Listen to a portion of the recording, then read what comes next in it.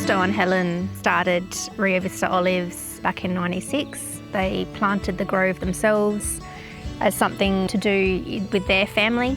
And so there's a lot of time and love that went into that process for them to create what we have around us now. I remember the first time we came and saw it, it was such a peaceful, happy place. And I feel like that kind of expressed part of them within the trees. And so then over time though, obviously as they got older, it became a bit harder for them to keep going with the grove. And so it came time for them to pass it on. My parents were getting old, my dad started getting sick. He couldn't participate as much as he wanted to. We were very lucky at the time that we got to know the Batillos, who eventually bought the place. I mean, it's transformed into something just amazing.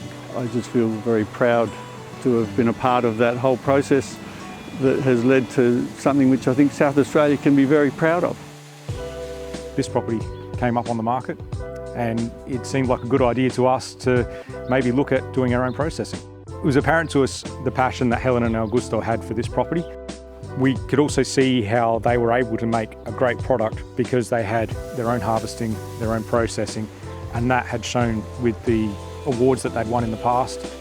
Just the passion that they really had towards oil was contagious, was something that we wanted to be a part of. The advantage that we have of being a family of 3 children means that between our parents and us children, we all came at how we're going to get the best and make the most of olive oil making in 3 very different ways.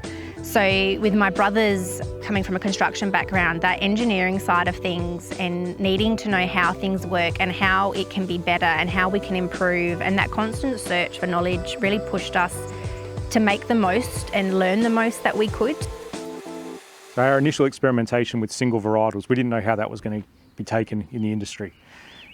We thought it was a great idea, but it was interesting to get the opinions of chefs. So we went in to do our initial tastings with them, and they were, I guess, expecting us to have a mild, a medium and a robust oil, where we went to them with different varietals and different nuances in flavour. That's actually something that really pushed us along, was the reaction we got from the chefs. They really appreciated the different flavour profiles. I remember the first time when we first took over the grove, we'd got out another sensory analyst to sort of talk us through the process with olive oils and what we should be looking for and how we should approach it.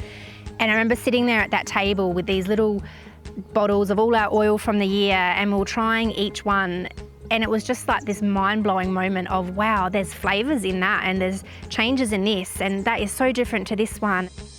In our grove, everything has a place, everything has a use.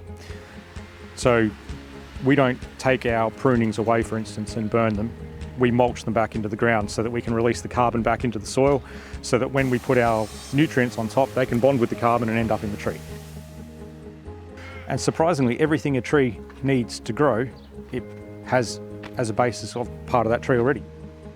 So our move toward integrating and circular farming practices really has helped us improve the soil health, the tree health, and it also improves the flavour profile that we offer in our olive oil.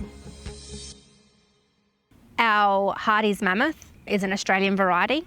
It's a uniquely South Australian variety. It's real fresh, fruity, perfectly paired with things like your fatty whitefish in desserts, in sorbets.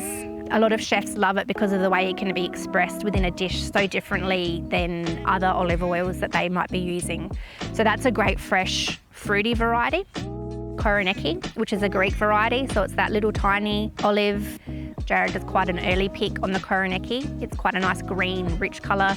The grassy notes that come through pairs well with seafood. I find it great with like shellfish. Also fantastic in like a chocolate mousse. The Kalamata variety is typically quite a mild, mellow sort of flavour note to it, a bit like the olive that everyone enjoys eating. Really pungent, full-bodied, like kicks you in the back of the throat. Great paired with obviously like dipping on your bread, but great in anything pasta-based. We've got the Manzanillo, which we grew up in the Adelaide Hills, so it has a unique terroir to it anyway. But that one there is just such a powerhouse of flavour.